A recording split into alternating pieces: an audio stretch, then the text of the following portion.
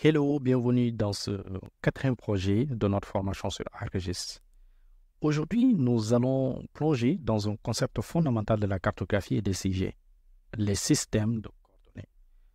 Comprendre et maîtriser les systèmes de coordonnées est essentiel pour créer des cartes précises et pour travailler efficacement avec des données géographiques provenant de diverses sources. Dans ce projet, nous explorerons les différents types de systèmes de coordonnées. Nous apprendrons à les identifier et à les modifier dans ArcGIS. Les objectifs seront donc de comprendre la différence entre les systèmes de coordonnées géographiques et projetés, d'identifier le système de coordonnées d'une couche donnée, modifier le système de coordonnées d'une couche, et de comprendre et gérer les transformations entre systèmes de coordonnées. Et à la fin, de créer une carte utilisant le bon système de coordonnées pour la Côte d'Ivoire dans notre cas. Nous allons donc continuer de travailler sur le précédent projet que nous avions travaillé sur la Côte d'Ivoire. Pour ce faire, vu que vous aviez déjà enregistré le précédent projet, il suffit juste de relancer le projet pour qu'on puisse continuer sur ce nouveau projet. Dans le cadre de ce projet sur les systèmes de coordonnées, la première chose sera donc d'identifier les systèmes de coordonnées qui sont utilisés dans notre projet. Nous allons donc commencer par parcourir nos couches et de voir quel est le système de coordonnées que nous avons. La première chose à faire, c'est déjà de sélectionner une couche donnée parmi les couches que nous avions déjà importées sur ce précédent projet dans la table des données, puis de faire un clic droit et aller dans Propriétés. Une fois que vous êtes dans Propriétés, vous avez donc la possibilité, si vous êtes dans Général, aller dans Source. Et à travers la source, vous avez cette nouvelle fenêtre qui vous permet donc d'observer le système de coordonnées qui est indiqué. Il pourrait donc s'agir de WGS 84 que nous avons ici, WGS 1984, qui est un système de coordonnées géographiques très courant. Vous avez donc la possibilité de répéter l'ensemble des couches que vous avez importées pour vérifier le système de coordonnées que vous avez. Le principe est pareil. Vous allez donc faire la même chose, aller dans Source et de vérifier ce que vous avez ici.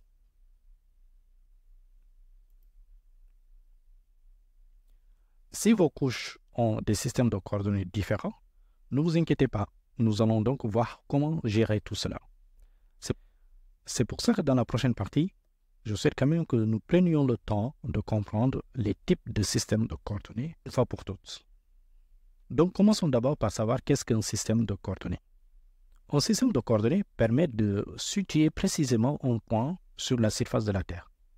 Il existe deux principaux types de systèmes de coordonnées. Premièrement, nous avons le système de coordonnées géographiques. Comment cela marche? Alors, un système de coordonnées géographiques utilise un modèle sphérique ou ellipsoïdal de la Terre pour définir la position des points avec des coordonnées angulaires, à savoir la latitude et la longitude. Ces coordonnées sont exprimées en degrés. Par exemple, vous avez WGS 84, EPSG 4326. Le WGS 84 est le système de coordonnées géographiques le plus utilisé à l'échelle mondiale. Il est couramment utilisé pour les données GPS, par exemple. Une position à Abidjan pourrait être exprimée en WGS 84 comme suit. Latitude 5,348 degrés nord, longitude moins 4,027 degrés ouest. En GCS, ces coordonnées indiquent un point sur la surface courbe de la Terre. Tandis que le système de coordonnées projetées, ou le PCS, comment il fonctionne, lui, comparé au premier? Le PCS transforme la surface courbe de la Terre en une surface plane, comme une carte. Cela permet de mesurer des distances, des surfaces et des angles de manière plus précise sur une carte. Les coordonnées dans un PCS sont généralement exprimées en unités linéaires comme le mètre ou les pieds. Par exemple, UTM zone 30N ou nord, entre parenthèses, on peut dire EPSG 32630. L'UTM qui est Universal Transverse Mercator qui va diviser le monde en zones, chacune ayant un système de coordonnées projetées spécifique. Pour la Côte d'Ivoire, la zone 30N est souvent utilisée. Par exemple, une position à Abidjan pourrait être exprimée en UTM comme suit. Est, 243 000 mètres. Nord, 591 000 mètres. En PCS, ces coordonnées permettent de situer précisément un point sur une carte plane. Pourquoi est-ce important? Alors, cela est important pour deux choses. Premièrement, la précision. Les systèmes de coordonnées projetés permettent des mesures précises sur des cartes locales. Ils permettent aussi de faire la comparaison, car ils vont permettre de comprendre et utiliser le bon système de coordonnées qui est essentiel pour comparer et combiner des données provenant de différentes sources. Imaginons par exemple que nous souhaitons modifier le système de coordonnées d'une couche. L'objectif serait donc de convertir la couche des villes WGS 84 à un système de coordonnées qui sera à UTM zone 30N. La première chose sera donc de vérifier le système de coordonnées actuel. Nous pouvons donc retourner dans notre couche sur les places que nous avons ici, l'ensemble des villes. Faites un clic droit, puis allez dans Propriétés. Une fois que vous êtes dans Propriétés, si l'onglet Source n'est pas sélectionné, allez dans Source. Et à partir de là, vous avez plus d'informations sur le système qui est utilisé. Là, pour celui de notre couche, nous avons le WGS 84 qui est bien mentionné ici. Maintenant, prenons le temps d'utiliser l'outil Project pour changer le système de coordonnées.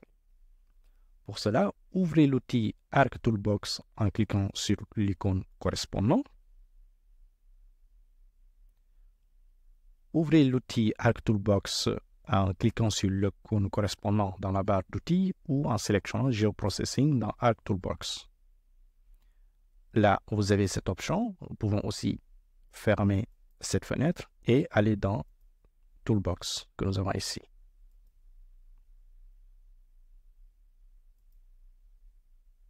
Dans Arc Toolbox, vous pouvez donc aller dans Data Management que nous avons ici.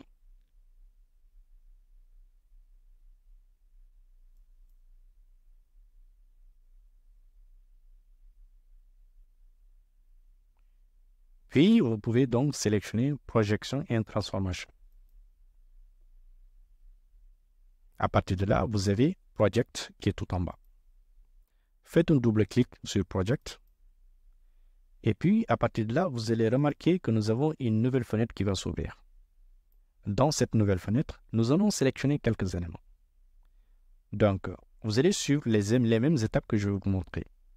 Nous avons Input Dataset ou Feature Class que nous avons ici, dans lequel nous allons sélectionner la couche des villes que nous avons ici.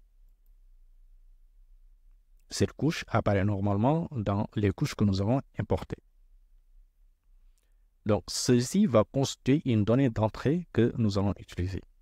Puis, à partir de là, sélectionner donc Output Dataset ou Feature Class qui va donc permettre de choisir un emplacement pour sauvegarder la nouvelle couche et lui donner un nom comme ville UTM 30. Donc, je vais sélectionner le dossier dans lequel je souhaite enregistrer.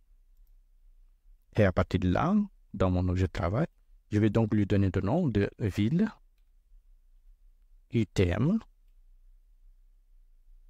31. Et à partir de là, vous pouvez cliquer sur Save pour enregistrer. Et donc, à partir de là, vous avez aussi cette dernière configuration que vous allez faire qui est de sélectionner Output Coordinate System, c'est-à-dire le système de coordonnées de sortie. Et pour ce faire, cliquez sur cette petite icône. Et là, vous allez donc rechercher le système de coordonnées que vous souhaitez utiliser. Dans Projeter Coordinate System que nous avons ici, et là, vous pouvez donc naviguer pour sélectionner celui que nous souhaitons utiliser.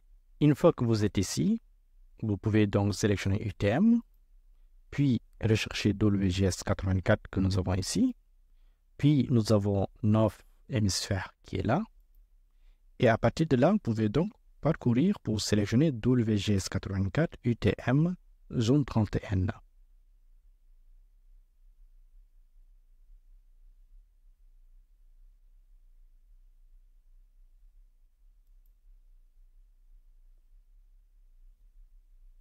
Une fois qu'il est sélectionné, vous pouvez donc cliquer sur OK et qui va apparaître ici.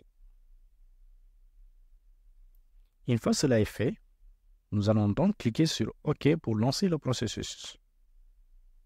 Et vous allez remarquer donc une nouvelle couche ville UTM30n.shapefile apparaîtra dans la table des matières, qui va donc contenir le projeté dans le nouveau système de coordonnées. Il va prendre le temps de faire le traitement.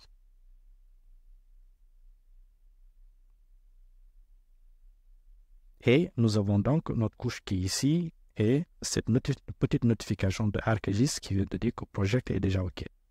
Là, nous avons notre ville qui vient donc d'être créée avec le nouveau système de projeté. La prochaine étape va donc de créer une carte avec le bon système de coordonnées. L'objectif sera donc de configurer la carte pour utiliser le système de coordonnées UTM zone 30N et ajouter une grille de coordonnées. La première étape va donc de définir le système de coordonnées du cadre de données.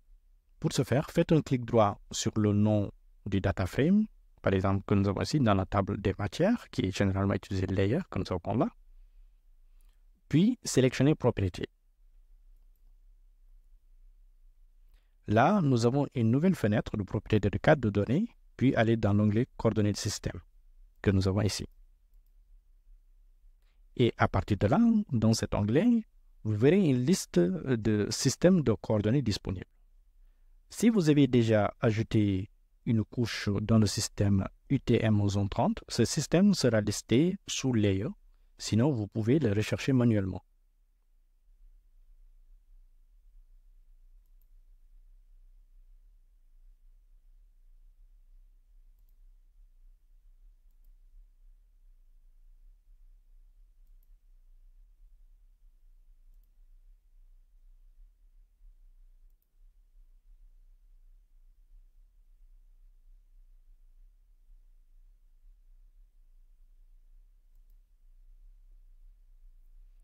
Une fois qu'il est sélectionné, cliquez sur OK. Votre carte est maintenant configurée pour utiliser le système UTM zone 30. La prochaine étape, nous pouvons donc essayer d'ajuster l'étendue de la carte. Pour vous assurer que votre carte couvre bien toute la Côte d'Ivoire, faites un zoom arrière-plan pour inclure l'ensemble du pays.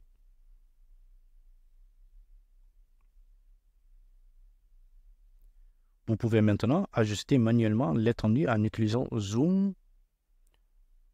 Généralement, je préfère utiliser cet objet de zoom pour sélectionner la carte, ce qui va me permettre donc de faire un zoom complet sur l'ensemble de la carte que je souhaite utiliser.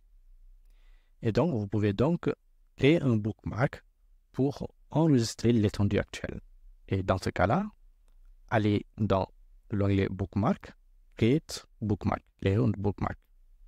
Et donc là, vous pouvez donc donner vue Côte d'Ivoire.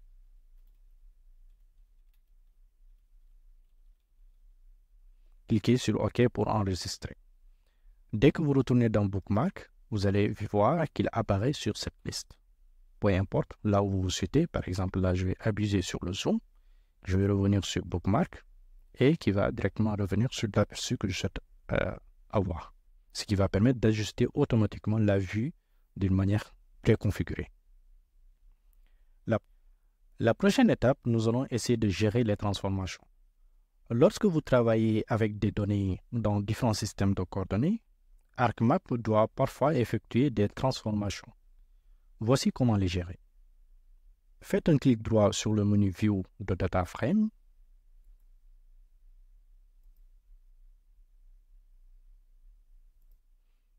Allez dans View, puis Data Frame et Properties que vous avez ici.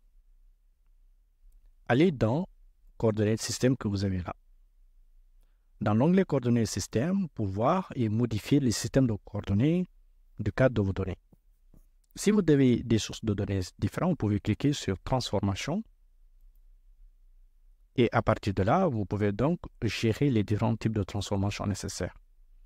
Si vous avez un autre système qui est différent de celui-là, vous pouvez donc sélectionner celui que vous souhaitez en allant dans Add, sélectionner le système et de faire la conversion nécessaire pour pouvoir l'appliquer. Ce qui va permettre donc de mettre un système unique sur l'ensemble des données que vous allez utiliser. Une fois que vous avez créé votre bookmark, qui vous permet donc de réajuster la vue selon votre sujet, vous avez donc fini les différentes étapes que nous voudrions voir aujourd'hui. Et pour ce faire, faites un CTRL S ou cliquez sur Enregistrer pour enregistrer toutes les modifications que nous venons de faire. Ce qui vous permettra de réutiliser ce projet plus tard avec les bonnes informations. Félicitations, vous avez maintenant une compréhension fondamentale des systèmes de coordonnées dans ArcGIS. Vous avez appris à identifier, modifier et gérer les systèmes de coordonnées de vos cartes et de vos données. Ces compétences sont cruciales pour travailler avec précision sur des données géographiques et pour créer des cartes exactes et professionnelles. Dans la prochaine partie, vous pouvez mettre en pratique cela sur un projet que vous trouverez en dessous. Dans le prochain projet, nous allons donc essayer d'explorer la création des cartes thématiques en utilisant les compétences que vous avez acquises jusqu'à présent. N'oubliez donc pas de maîtriser ce système de coordonnées qui est essentiel pour toute analyse spatiale précise et pour la production des cartes professionnelles de